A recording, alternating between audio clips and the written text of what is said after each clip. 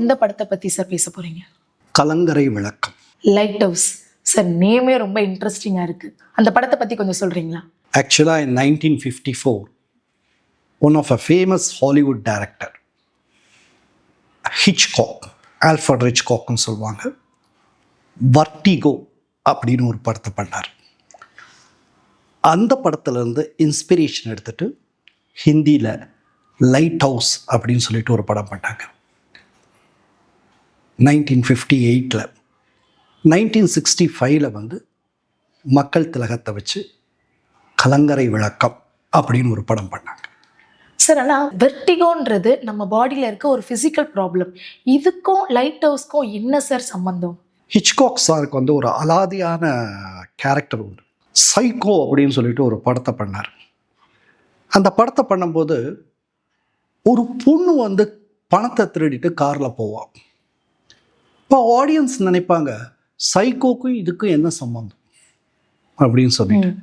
அதே மாதிரி ஒரு மிகப்பெரிய போலீஸ் ஆஃபீஸர் ஒரு திருடனை சேஸ் பண்ணி போவார்.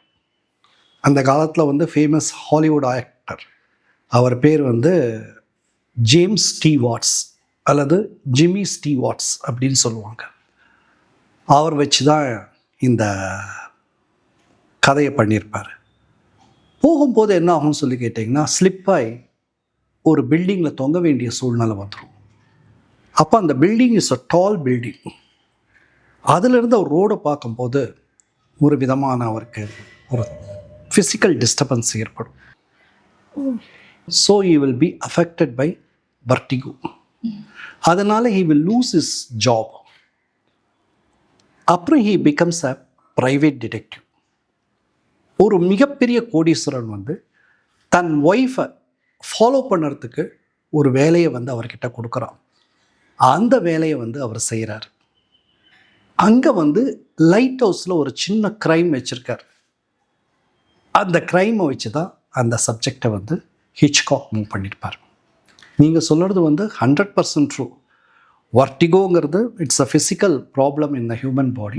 பட் அதுக்கும் லைட் ஹவுஸுக்கும் என்ன சம்பந்தங்கிறது it's a very good question. Sir, இந்த படத்தோட பிளாட் என்ன சார்? இந்த படத்துலையும் அந்த கலங்கரை விளக்கத்தையே சுற்றி தான் கதை அமைஞ்சிருக்கா? பிளாட் அப்படின்னு சொல்லி கேட்டிங்கன்னா, அவங்களுக்கு வந்து தமிழில் எப்படி பண்ணியிருப்பாங்கன்னு சொல்லி கேட்டிங்கன்னா, Saroja Devi will have a dual role. ஒரு சரோஜா தேவி வந்து எப்படின்னு சொல்லி கேட்டிங்கன்னா, கொஞ்சம் மனோநிலைமை பாதிக்கப்பட்டவங்க. அவங்க வந்து எப்படின்னு சொல்லி கேட்டிங்கன்னா, தன்னை எப்போவுமே சிவகாமி அப்படிங்கிற ஒரு கேரக்டராகவே அவங்க இமேஜின் பண்ணியிருப்பாங்க. இந்த சென்ஸ் சிவகாமி சபதம் சொல்லிட்டு கல்கி எழுதியிருப்பார் ஒரு நாவல். அந்த நாவலில் வரக்கூடிய சிவகாமி அப்படிங்கிற ஒரு கேரக்டராக தான் தன்னை வந்து இமேஜின் பண்ணியிருப்பார். இந்த கதை ஆரம்பிக்கிறது எங்கே அப்படின்னு சொல்லி கேட்டிங்கன்னா, மகாபலிபுரத்தில். மகாபலிபுரத்தில் தான் ஆயின சிற்பி அப்படிங்கிற ஒரு ஆளை வச்சு மகேந்திர பல்லவர் நிறைய சிற்பங்களை பண்ணதா ஒரு பதிவு உண்டு, வரலாற்று பதிவு உண்டு. அந்த இடத்துல வச்சு தான் இந்த கதையை ஆரம்பிக்கிறார். அப்போது அந்த சிவகாமிங்கிற அந்த கேரக்டருக்கும் இந்த லொக்கேஷனுக்கும் ரொம்ப நல்லா ஒத்து போகும். ஸோ அந்த மனோநிலைமையிலேயே அவங்க இருக்காங்கப்பா. Sometimes she will come back to the normal. அப்படி வரும்போது எல்லாத்தையும் சுற்றி பார்க்கும்போது யார் இவங்கன்னெல்லாம் கேட்பாங்க. But many times she will be abnormal.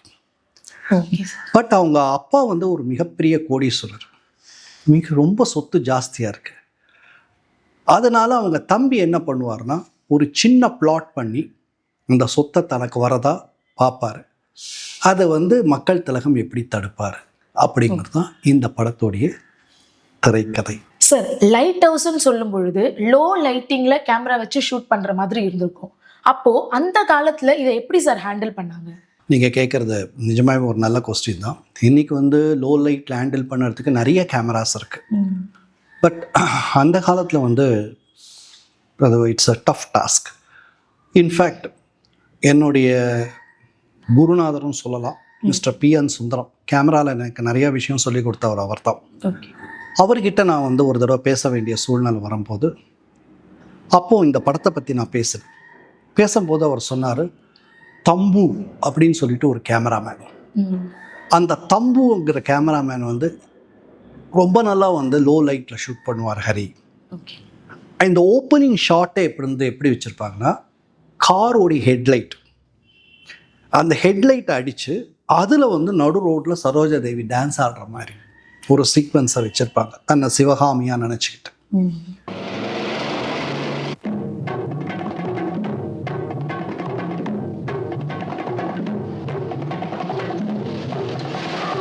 அப்படி தான் இந்த படத்தோடைய கதையே ஸ்டார்ட் ஆகும். நீங்கள் கேட்ட இந்த லோ லைட்டிங்கில் ஒர்க் பண்ணுற எல்லா பெருமையும் அன்றைய காலகட்டத்தில் இருக்கக்கூடிய கேமராமேன் திரு தம்பு அவர்களை தான் சேரும். It's a very good camera work அவர் பண்ணியிருக்கார். இந்த படத்துலையும் அந்த கலங்கரை விளக்கத்தையே சுற்றி தான் கதை அமைஞ்சிருக்கா? கரெக்ட். இந்த கதை கலங்கரை விளக்கத்தை சுற்றி அமைஞ்சிருக்கு. அந்த கலங்கரை விளக்கத்துக்குள்ளே என்ன பிளாட் நடந்திருக்கு அப்படிங்கிறது தான் இந்த கதை. அதாவது என்னென்னா, சரோஜா தேவி டூயல் ரோலு நான் சொன்னேன். ஒரு சரோஜா தேவி எப்படின்னு சொல்லி கேட்டிங்கன்னா, நம்பியாருக்கு வேண்டப்பட்டவங்க. அதனால் அவங்க என்ன செய்வாங்கன்னு சொல்லி கேட்டிங்கன்னா, இந்த மனோநிலம் பாதிக்கப்பட்ட சரோஜா தேவி மேலே போவாங்க, ஓடி போவாங்க கலங்கரை விளக்கத்தில். போகும்போது என்ன ஆகும்னு சொல்லி கேட்டிங்கன்னா, ஓடுறது என்ன, அவங்கள ஓட விட்டுருவாங்க. ஓட விட்டுட்டு அவங்கள தொடர்ந்து இன்னொரு சரோஜா தேவியும் ஓடுவாங்க. அப்போ அவங்கள வாயை மூடிட்டு மயக்க மருந்து கொடுத்துருவாங்க. ஸோ அங்கே அவங்க மயக்கம் அடைஞ்சிருவாங்க. அடைஞ்சிட்டு மேலே இருந்து கீழே அவங்கள தள்ளி விட்டுருவாங்க. She will tie.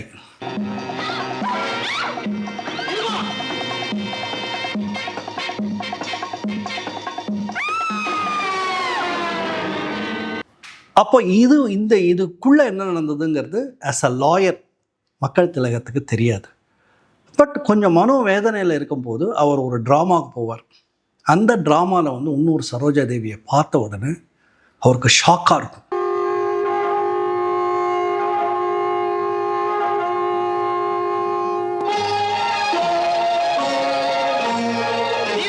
என்னடா இது அப்படின்னு சொல்லிட்டு அங்கே இருந்து அவர் இன்வெஸ்டிகேட் பண்ண ஆரம்பிக்கும் போது இந்த ட்ரூத் தெரிய வரும். நீலா சாகவே இல்லை, அவதான் இவன். அதே உருவம், அதே பேச்சு, அதே பாவம். எப்படி இருக்க முடியும் ரவி? அது மாதிரி அவங்க அமைச்சிருப்பாங்க. அதனால இந்த கலங்கரை விளக்கத்தை சுற்றி நடக்கக்கூடிய ஒரு பிளாட். மகாபலிபுரத்தில் செத்த நீலாவுடைய போட்டோ போலீஸ் டிபார்ட்மெண்ட்ல எடுத்தது. முதுகுல காயமே இல்லை பாத்தியா?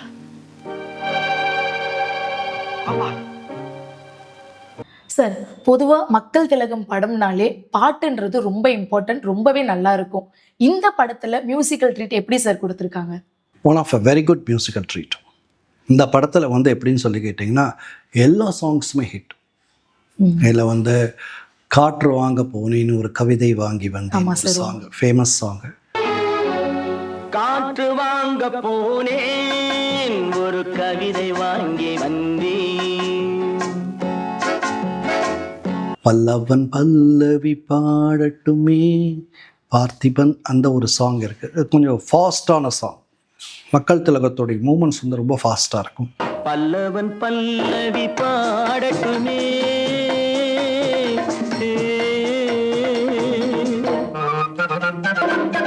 பொன்மகள் பூத்தது பொன்னெழில் பூத்தது பொதுவானி வெண்பனி தூவும் நிலவேனில் என் மனத்தோட்டத்து என்னை மறந்ததே தென்றலே அப்படின்னு சொல்லிட்டு ஒரு சாங்.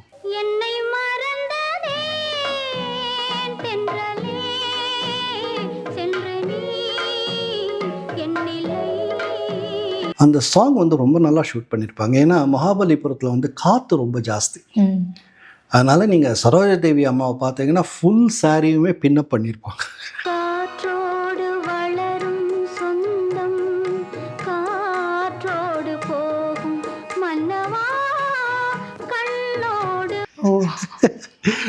தலையிலேருந்து கால் வரைக்கும் எல்லாமே பின் போட்டு வச்சுருப்பாங்க. ஏன்னா எங்கே எப்போ எப்படி பறக்குங்கிறது தெரியாது, அவங்க பாடிட்டு போகணும். அதனால் அந்த ஒரு சாங் கொஞ்சம் டிஃப்ரெண்ட்டாக இருக்கும். என் டோட்டல் எடுத்து பார்த்தீங்கன்னா எல்லா சாங்குமே இட் இஸ் அ கிளாஸ். அதில் எதுவுமே மறக்க முடியாது. சங்கே முழங்கு. அந்த காலகட்டத்தில் it is a very big hit சப்ஜெக்ட்னு தான் நான் சொல்லணும். அந்த அளவுக்கு வந்து ஒரு நல்ல ஹிட்டாக போச்சு. So of a very good box office collection. என்னவோ